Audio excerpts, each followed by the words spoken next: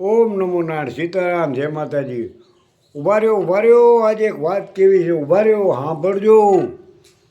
બાપુએ ડાઈ લગાવી, માથામાં કલર લગાવ્યો, જો દાઢી સફેદ અને વાળ એકદમ કાળા ભમ. 65 વર્ષની ઉંમર થઈ, 65. આ બાપુએ ડાઈ લગાવી, જાણે કે લાઈનું મારવા કેમ જવું હોય બાપુને, તો ડાઈ લગાવી. સાંભળો, મેં કોઈ ડાઈ બાઈ લગાવી નથી.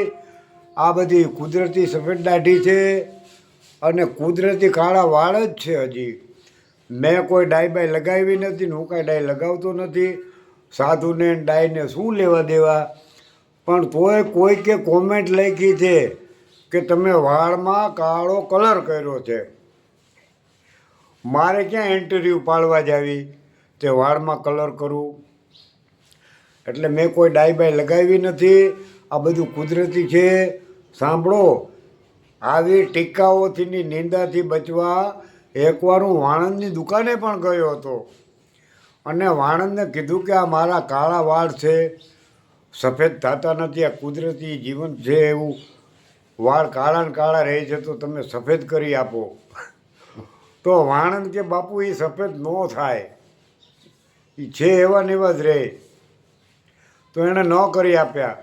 પણ તો હવે આ કાળા વાળ છે એને મારે શું કરવું? સફેદ થતા નથી અને લોકો ટીકા કરે છે કે તમે ડાઈ લગાવો છો, તમે કલર લગાવો છો.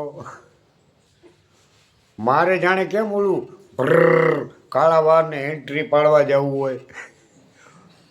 હું તો પશુ પક્ષીઓની સેવા કરું છું ને મંદિર હોય તો ભજન કરું છું. મારે ને ડાઈ ને કાળા વાળને શું લેવા દેવા? આ જો જટા બનવાની તૈયારી, જટા બની જ ગઈ છે, જટા બને છે પણ વાળ કાળા જ છે. માટે ટીકા નિંદા ન કરો, મારા કુદરતી જ વાળ છે. ઓમ નમો નારાયણ સીતારામ જય માતાજી.